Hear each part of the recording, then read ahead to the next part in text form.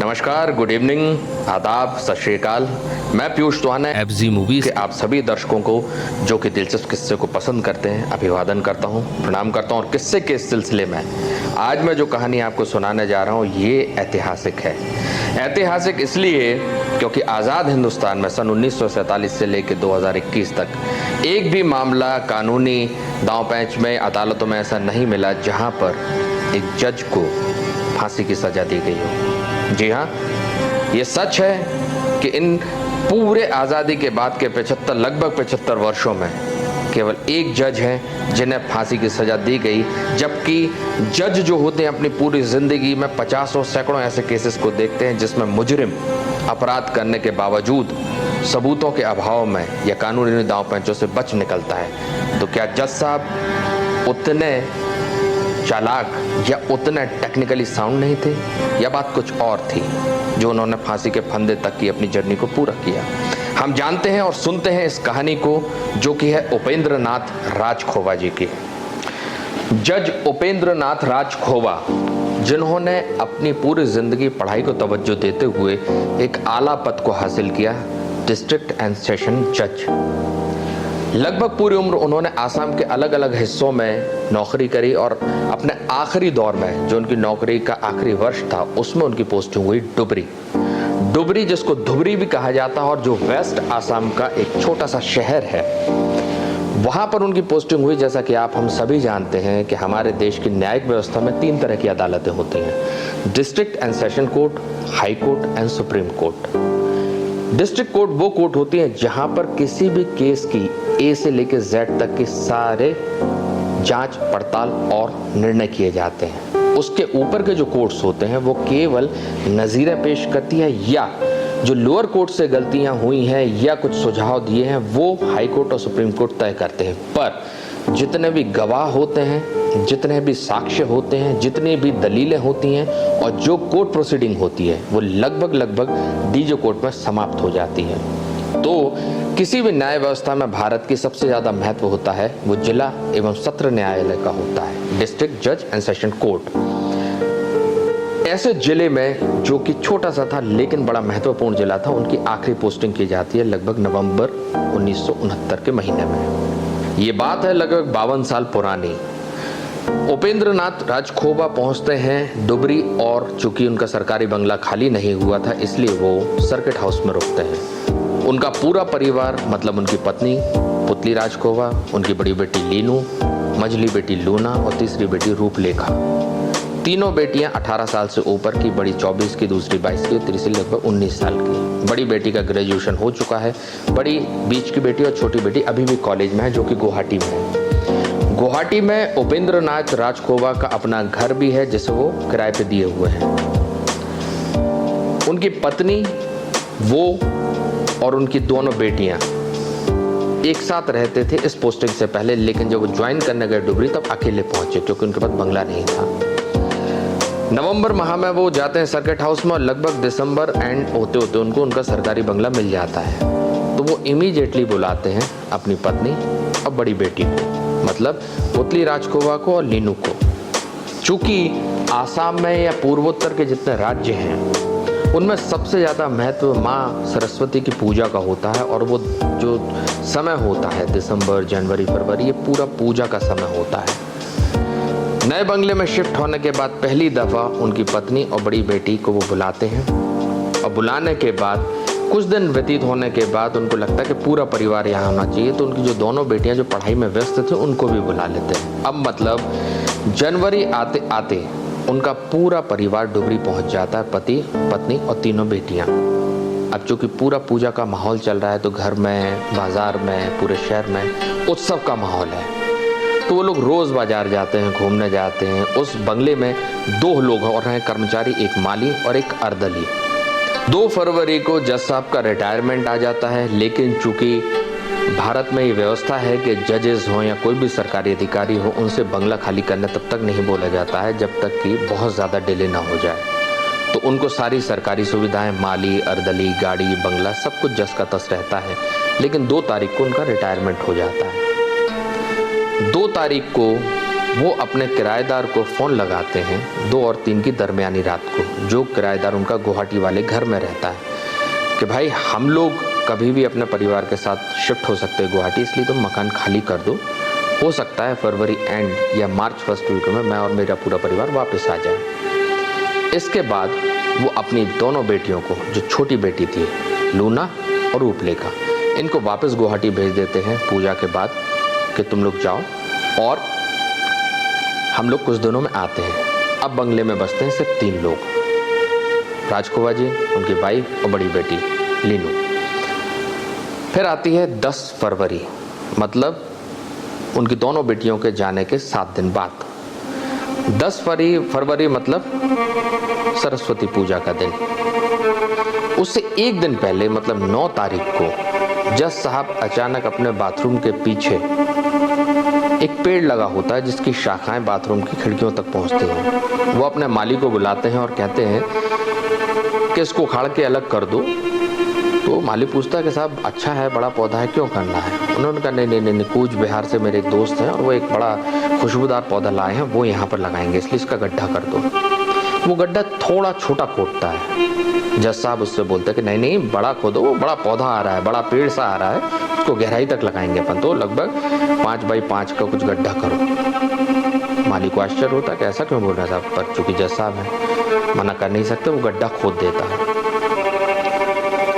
उसके कुछ समय बाद लगभग शाम के समय वो अपने किचन के पीछे जाते हैं और वहाँ पर भी माली को बुलाते हैं और कहते हैं कि यहाँ पर भी वो पौधा लगेगा, इधर भी एक गड्ढा करके रख दो। अब पौधा है नहीं, कहीं पौधा कहीं से आया भी नहीं है। माली को भी आश्चर्य होता, अर्दली को भी, पर जज मजबूरी वो गड्ढा खोद के रख देता है। और 10 फरवरी की रात मतलब इस गड्ढे खोदने के 1 दिन बाद जज साहब दोपहर में कहते हैं अपने दोनों सेवकों को कि तुम लोग आज छुट्टी मनाओ, आज सरस्वती पूजा का बड़ा दिन है और आज काम की ज़रूरत नहीं, तुम जाओ। वो लोग बड़े खुश होते हैं, चले जाते हैं। दोपहर बाद शाम के समय जज साहब, उनकी पत्नी पुतली और बड़ी बेटी लीनू, ये तीनों भी बाजार निकलते हैं और पूरी शॉपिंग करते हैं, सरस्वती पूजा का आनंद लेते हैं और शाम को 8 साढ़े 8 बजे वापस बंगले पर आते हैं। अर्दली और माली, जिनका बंगले से लगा हुआ सर्वेंट क्वार्टर था, वो दूर से देखते हैं कि जज साहब बड़े खुश हैं, मैडम बड़ी खुश हैं, बेटी आई है वो भी बड़ी खुश है और वो लोग भी खुश थे क्योंकि उनको दिन भर की छुट्टी मिली थी। ये आखिरी समय था जिस समय माली और अर्दली ने अपनी मालकिन को और उनकी बेटी को देखा था। 11 फरवरी की सुबह होती है।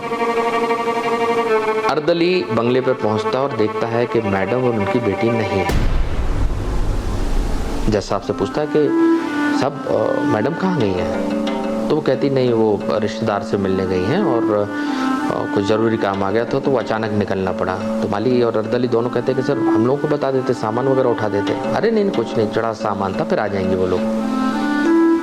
माली अर्दली बाहर निकल जाते हैं, अपने सर्वेंट क्वार्टर में जाते हो। सर्वेंट क्वार्टर से अर्दली की निगाह जाती है कि बाथरूम से कुछ लाल रंग का पानी निकल रहा है। वो पास जाके देखता है तो देखता है कि जज साहब कपड़े धो रहे हैं, जबकि उनको रहते हुए यहाँ पर लगभग 6 महीने हो चुके थे। जज साहब को क्या ज़रूरत कपड़े धोने की, वो एक आदेश कर देते, दोनों में से कोई भी धो देता, नहीं तो अदालत से कोई आ जाता अर्दली।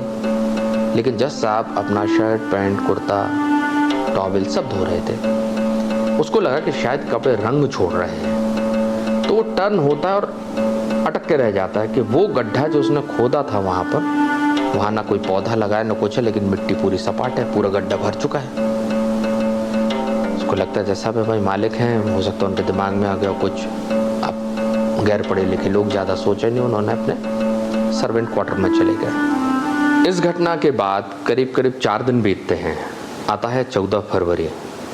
14 फरवरी को वो अपने रिश्तेदार को फ़ोन लगाते हैं जो कि गुवाहाटी में रहते हैं, जिनके पास उनकी दोनों बेटियां रहकर पढ़ रही हैं। खुद के घर में नहीं, रिश्तेदार के यहाँ उनकी दोनों बेटियां पढ़ रही हैं। उनको फ़ोन लगाते हैं और कहते हैं कि दोनों बच्चियों को पहुंचा दो, दरअसल हम लोगों को दार्जिलिंग घूमने जाना है। तो रिश्तेदार चौंकता है कि अभी तो आपके पास आए थे, अब चूँकि एग्ज़ाम का टाइम, अभी मत बुलाइए आप। नहीं, उनको भेज दो, उनकी माँ और बड़ी बहन को लग रहा है कि दोनों पूरा परिवार साथ में रहेगा, तभी दार्जिलिंग घूमने में मज़ा आएगा।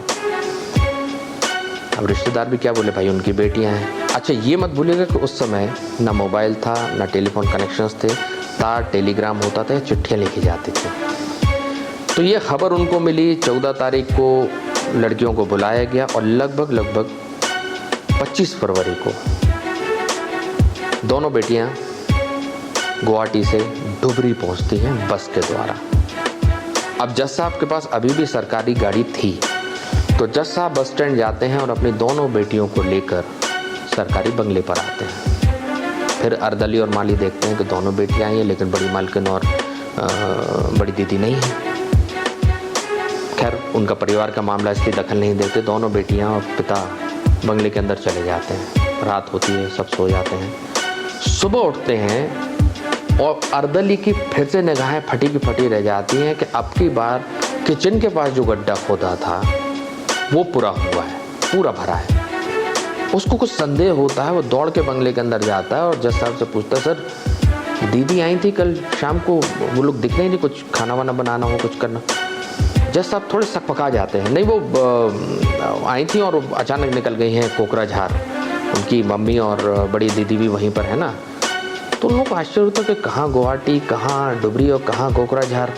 अगर कोकराझार जाना था तो गुवाहाटी क्यों आए? पर अब चूंकि इनकी इतनी हिम्मत हैसियत नहीं थी कि वो जज साहब से प्रश्न करें, चुप रहता है, गर्दन नीचे करता, बाहर निकल जाता है। जज साहब भी चुप रहते हैं।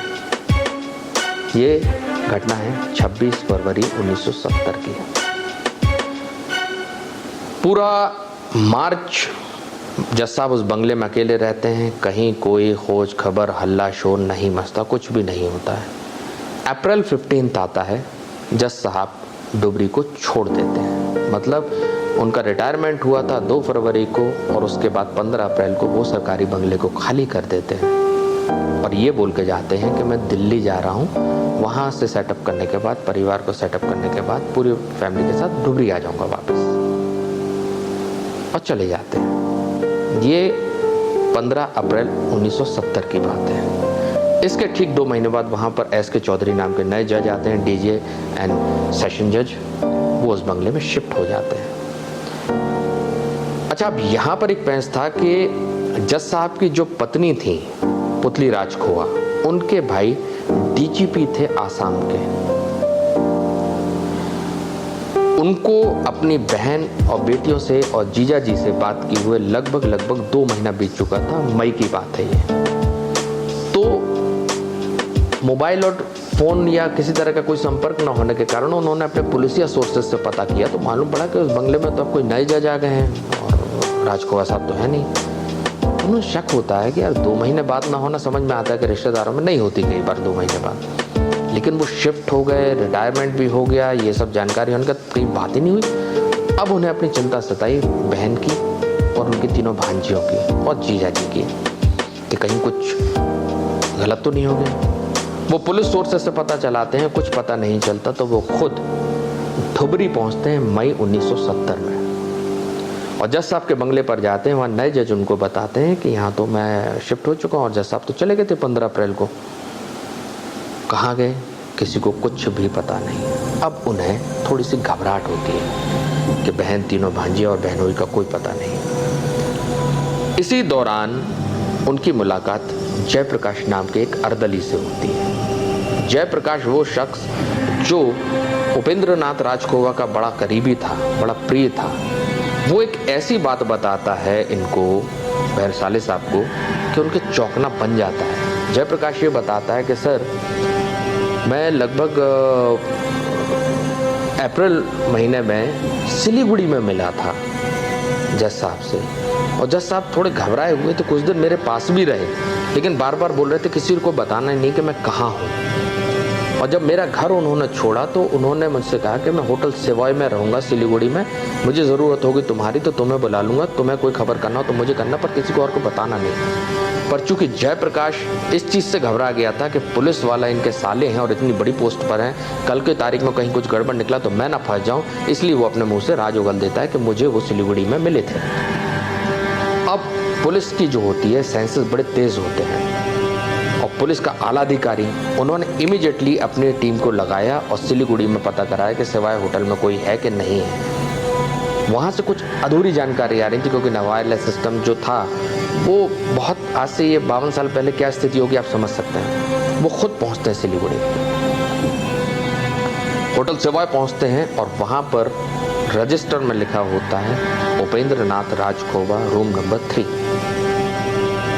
उनको आश्चर्य होता है कि यार गुवाहाटी में खुद का घर है, सिलीगुड़ी में 50 रिश्तेदार हैं, पूरे आसाम में उनके रिश्तेदार हैं, लेकिन ये होटल में क्यों रुके हैं। दरवाज़ा खटखटाते, ठाक ठाक ठाक। उपेंद्र नाथ राजखोवा करीब 5-7 सेकंड बाद दरवाज़ा खोलते हैं, अपने आप को कंट्रोल किए हुए हैं, पर घबराहट उनके बाल से लेकर पैर के नाखून तक साफ डीजीपी साहब देख पा रहे थे। हड़बड़ाहट, सगे बहनोई साले, प्यार से पूछा साले साहब ने कि अब यहाँ पर क्या कर रहे हैं, और दीदी और भांजियाँ कहाँ हैं सब। तो वो अटपटाती लटपटाती जवान में बोलते हैं कि नहीं वो मुझे कुछ काम आ गया था, मैं यहाँ, वो लोग कहाँ हैं। तो थोड़ा जोर से बोलते डीजीपी साहब कि आप होश में हैं, वो लोग कहाँ पर नहीं ये बताइए आप। जज साहब जो अपनी ज़िंदगी में सैकड़ों केस देख चुके हैं नौकरी के, वो अपने केस को कैसे डील करते हैं। वो कहते हैं मैं सब बताऊंगा लेकिन मुंह से नहीं बोलूँगा, मैं कागज़ में लिख के आपको बताऊंगा। पूरी टीम बैठती है, डीजीपी साहब बैठते हैं और जज साहब लिखते हैं कि 10 फरवरी को मेरी पत्नी पुतली राजखोवा बाथरूम में फिसल गई और दीवार से सिर लग गया, चोट हो गई, मौत हो गई उसकी। बेटी अचानक आई, उसने देखा कि माँ की मौत हो चुकी है, इसलिए अपने कमरे में गई और नींद की गोलियां खूब सारी खा ली और उसकी भी मौत हो गई। एक अविश्वसनीय कहानी एक जज रिटन असमिया भाषा में अपने साले को दे रहा है। डीजीपी साहब पूछते फिर क्या हुआ। वो पहली बात तो उन्हें विश्वास नहीं हुआ, लेकिन अब चूंकि एक जज बोल रहा है, पुलिस का आला अधिकारी सामने है, लेकिन जज होता है, आप उससे एक्स्ट्रा चीज़ें नहीं कर सकते उनके साथ, क्योंकि वो कानून के ज्ञाता होते हैं, न्यायाधीश होते हैं। तो जज साहब बताते हैं कि वो मैंने किसी को बताना ठीक नहीं समझा, मैंने उनको गाड़ी में लिटाया और पास में ब्रह्मपुत्र नदी है, वहाँ पर बहा कर आ गया। फिर बात नहीं पचती डीजीपी साहब को। वो पूछते हैं कि ठीक है चलो मान लिया, बाकी दोनों बेटियां कहाँ हैं, मतलब लूना और रूपलेखा कहाँ हैं। जज साहब लिखित में फिर लिखते हैं कि मुझे लगा कि पहले बच्चों को बता दूं, फिर लगा कि इनको बताऊंगा कहीं सदमा ना लग जाए, इसलिए उनको मैंने अपने पास बुलाया 25 फरवरी को। और 25 फरवरी को जब वो आई तो मैं घर नहीं ले गया, यहाँ पहला झूठ बोला उन्होंने कहा कि मैं उनको अपने साथ गाड़ी में बिठा के उसी ब्रह्मपुत्र के किनारे ले गया जहाँ मैंने अपनी पत्नी, तुम्हारी बहन और अपनी बेटी को ब्रह्मपुत्र में बहाया था। डीजीपी साहब पूछते हैं फिर क्या हुआ। वो कहते हैं कि जैसे ही मैंने अपने दोनों बेटियों को एक कहानी बताई, दोनों रोने लगी और दौड़ के उसी ब्रह्मपुत्र में कूद के सुसाइड कर लिया। एक अविश्वसनीय कहानी एक जज रिटन में अपने साले को दे रहा है। अब डीजीपी साहब के पास कोई चीज बची नहीं थी, लेकिन उनका संदेह यकीन में बदल चुका था कि अनहोनी घट चुकी है। वो कहते हैं ठीक है, आपने जो बोला है अब ये सारा बयान आपको अदालत में देना होगा कानून के सामने। जज साहब कहते हैं ठीक है मैं दूंगा, लेकिन मैं कपड़े बदल के आता हूँ, अपन लोग चलते हैं साथ में।